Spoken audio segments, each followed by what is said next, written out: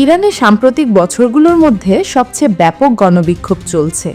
এই আন্দোলন দমনে কঠোর অবস্থান নিয়েছে দেশটির ক্ষমতাধর বাহিনী ইসলামিক রেভলিউশনারি গার্ড কোর বা IRGC।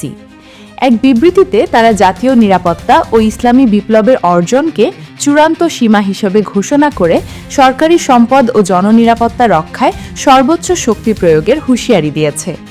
মার্কিন প্রেসিডেন্ট ডোনাল্ড ট্রাম্পের নতুন সতর্কবার্তা এবং যুক্তরাষ্ট্রের পররাষ্ট্রমন্ত্রী মার্কো রুবিও ইরানি বিক্ষোভকারীদের প্রতি প্রকাশ্যে সমর্থন জানিয়েছেন। এরপরেই তেহরানের পক্ষ থেকে এই কড়া সামরিক অবস্থানের ঘোষণা আসে। শনিবার এক বিবৃতিতে রুবিও বলেন, যুক্তরাষ্ট্র ইরানের সাহসী জনগণের পাশে রয়েছে। এই মন্তব্যকে ইরানের অভ্যন্তরীণ বিষয়ে হস্তক্ষেপ হিসেবে দেখছে দেশটির সরকার। এদিকে গত রাত জুড়েও ইরানের বিভিন্ন শহরে অস্থিরতা অব্যাহত ছিল। রাষ্ট্রীয় সংবাদ মাধ্যম জানায়, তেহরানের পশ্চিমাঞ্চলের কারাজ শহরে একটি পৌর ভবনে আগুন ধরিয়ে দেয় বিক্ষোভকারীরা, যাদের রাষ্ট্রীয় গণমাধ্যম দাঙ্গাকারী হিসেবে উল্লেখ করেছে। একই সঙ্গে রাষ্ট্রীয় টেলিভিশনে সিরাজ, কোম ও হামেদানে বিক্ষোভ চলাকালীন নিহত নিরাপত্তা বাহিনীর সদস্যদের জানাজার দৃশ্য সম্প্রচার করা হয়। প্রথম দিকে লাগামহীন মুদ্রাস্ফীতি, দ্রব্যমূল্যের ঊর্ধ্বগতি ও বেকারত্বের প্রতিবাদে প্রায় 2 সপ্তাহ আগে এই বিক্ষোভ শুরু হলেও অল্প সময়ের মধ্যেই তা রাজনৈতিক রূপ নেয়।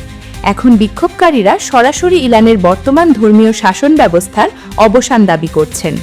তবে তেহরান কর্তৃপক্ষ শুরু থেকেই এই অস্থিরতার পেছনে যুক্তরাষ্ট্র ও ইসরায়েলের মদত রয়েছে বলে অভিযোগ করে আসছে। অস্থিরতা দমনে দেশজুড়ে ইন্টারনেট ব্ল্যাকআউট জারি রেখেছে সরকার।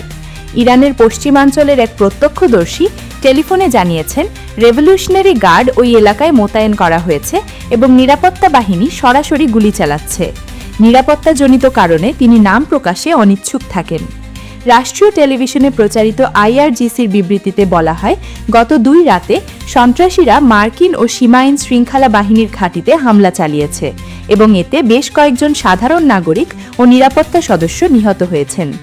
সরকারি সম্পদে অগ্নিসংযোগকে তারা সম্পূর্ণ অগ্রহণযোগ্য বলে উল্লেখ করে জানায়, 1979 সালের ইসলামী বিপ্লবের অর্জন ও নিরাপত্তা রক্ষা তাদের জন্য একটি রেড লাইন, যা কোনো অবস্থাতেই অতিক্রম করতে দেওয়া হবে না। IRGCর পাশাপাশি ইরানের নিয়মিত সেনাবাহিনীও ঘোষণা দিয়েছে যে তারা সর্বোচ্চ নেতা আয়াতুল্লাহ আলী খামেনির সরাসরি নির্দেশনায় জাতীয় স্বার্থ ও জনগণের সম্পদ রক্ষায় প্রস্তুত রয়েছে। এই পরিস্থিতিতে নির্বাসিত শেষ শাহের পুত্র রেজা পাহলভি বিদেশ থেকে বিক্ষোভকারীদের প্রতি আহ্বান জানাচ্ছেন।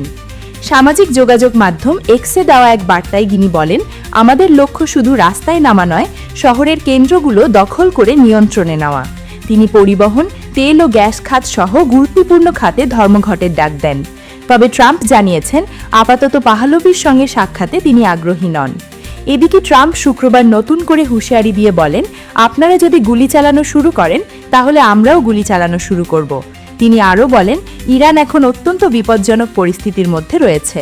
মানবাধিকার গোষ্ঠীর তথ্য অনুযায়ী বিক্ষোভে এ পর্যন্ত বহু মানুষ প্রাণ হারিয়েছেন। উত্তর পশ্চিমাঞ্চলের এক চিকিৎসক জানান, শুক্রবার থেকে বিপুল সংখ্যক আহত বিক্ষোভকারী হাসপাতালে আনা হয়েছে। অন্তত 20 জনকে গুলিবিদ্ধ অবস্থায় আনা হয়, যাদের মধ্যে 5 জন পরে মারা যান।